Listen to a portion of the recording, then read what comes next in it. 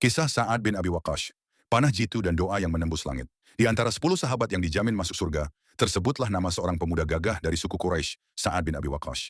Ia adalah salah satu orang pertama yang memeluk Islam saat usianya baru menginjak 17 tahun. Keimanannya yang tulus langsung diuji dengan cobaan terberat. Ibunya sendiri, sang ibu yang sangat ia cintai, melakukan mogok makan dan minum, bersumpah tidak akan berhenti sampai saat kembali ke agama nenek moyangnya. Dengan hati yang hancur namun iman sekokoh batu karang, Sa'ad berkata, "Wahai ibunda, demi Allah, jika engkau memiliki 100 nyawa, dan semuanya keluar satu persatu, aku tidak akan pernah meninggalkan agamaku ini." Keteguhan inilah yang menjadi fondasi karakternya yang luar biasa. Sa'ad dikenal sebagai seorang prajurit yang hebat, dan merupakan orang pertama dalam sejarah yang melepaskan anak panah di jalan Allah. Keahliannya dalam memanah begitu legendaris hingga mendapat pengakuan langsung dari Rasulullah SAW. Puncaknya terjadi dalam perang Uhud yang genting. Ketika pasukan muslim terdesak, Sa'ad berdiri di samping Nabi, menjadi perisai hidup sambil terus melepaskan anak panah ke arah musuh. Melihat kegigihan dan ketepatan bidikannya, Rasulullah SAW sendiri mengambilkan anak panah untuknya, seraya bersabda dengan kalimat penuh kehormatan, "Panahlah, wahai Sa'ad, tebusanmu adalah ayah dan ibuku." Sebuah sanjungan tertinggi yang menunjukkan betapa berharganya Sa'ad di sisi Rasulullah.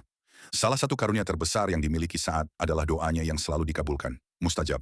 Ini adalah buah dari doa khusus yang pernah dipanjatkan Rasulullah untuknya. "Ya Allah, tepatkanlah bidikan panahnya dan kabulkanlah doanya." Sejak saat itu para sahabat lain menjadi sangat berhati-hati untuk tidak membuatnya marah. Karena doa Sa'ad bagaikan panah yang melesat menembus langit. Pernah suatu ketika di Kufah, seorang pria memfitnahnya di depan umum.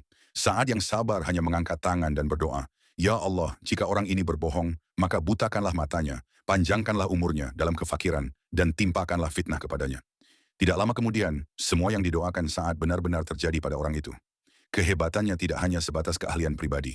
Di masa kekhalifahan Umar bin Khattab, Sa'ad dipercaya sebagai panglima tertinggi untuk memimpin pasukan muslim melawan kekaisaran Persia Sasanid yang perkasa.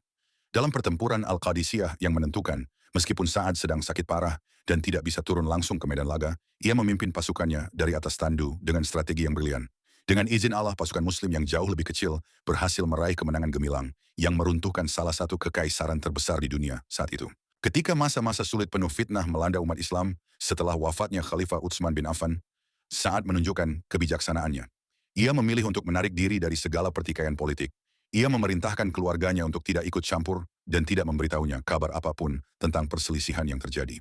Baginya, menjaga persatuan dan menghindari pertumpahan darah sesama muslim jauh lebih utama. Ia menjadi teladan dalam menjaga prinsip dan kedamaian di tengah kekacauan. Sa'ad bin Abi Waqqas wafat di usia senja, sebagai sahabat terakhir dari 10 orang yang dijamin masuk surga.